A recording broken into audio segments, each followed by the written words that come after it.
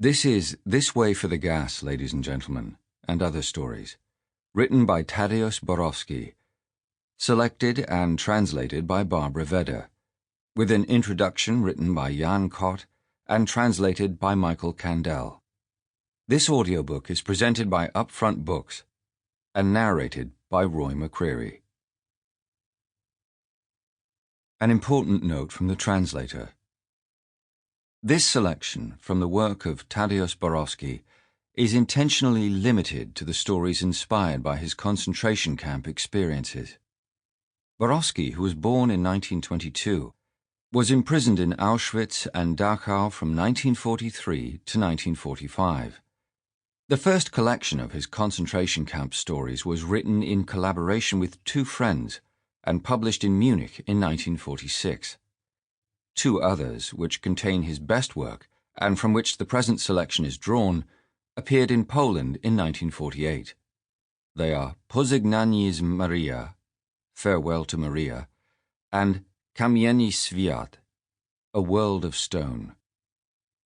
His very first book, a volume of poetry, Gdziekolwiek Ziemia, Wherever the Earth, appeared as an underground publication in 1942, during the German occupation of Poland. Another volume of his poetry, Imiona Nertu, The Names of Currents, was published in 1945.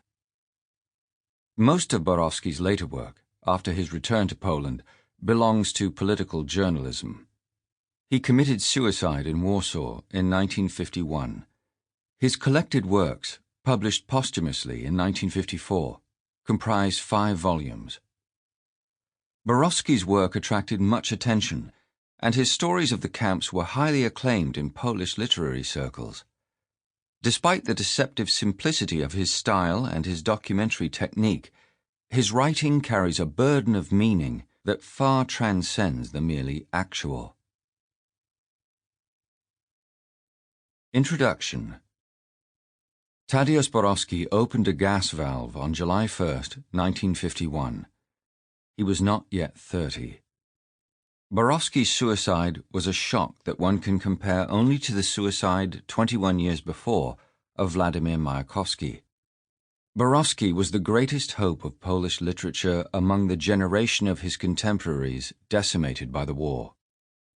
He was also the greatest hope of the Communist Party, as well as its apostle and inquisitor. Many years had to pass before many of us realized that he was also its martyr. The 5-volume posthumous edition of his collected works contains poetry, journalistic writings, news articles, novels, and short stories.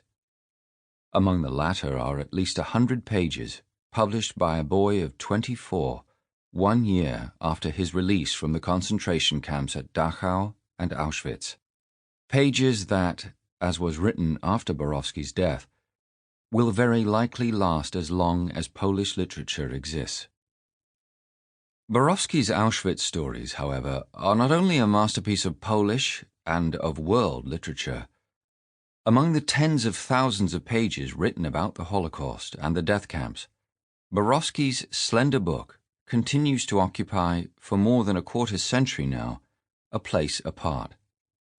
The book is one of the cruelest of testimonies to what men did to men, and a pitiless verdict that anything can be done to a human being.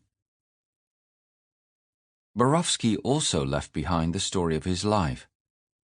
There are lives of writers which not only belong to the history of literature, but are also literature themselves, that is, human destiny epitomized.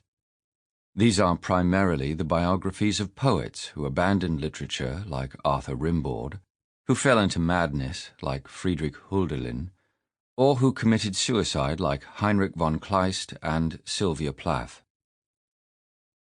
The existential experience is contained in those life stories. The boundaries of where literature ends and the realm of silence begins are revealed. Borowski's biography is different. It reveals what I would call the historical destiny of man. Romain Gary, a French writer of Polish origin who spent his childhood in Vilna, called his first novel about the years of the German occupation Sample complete. Ready to continue?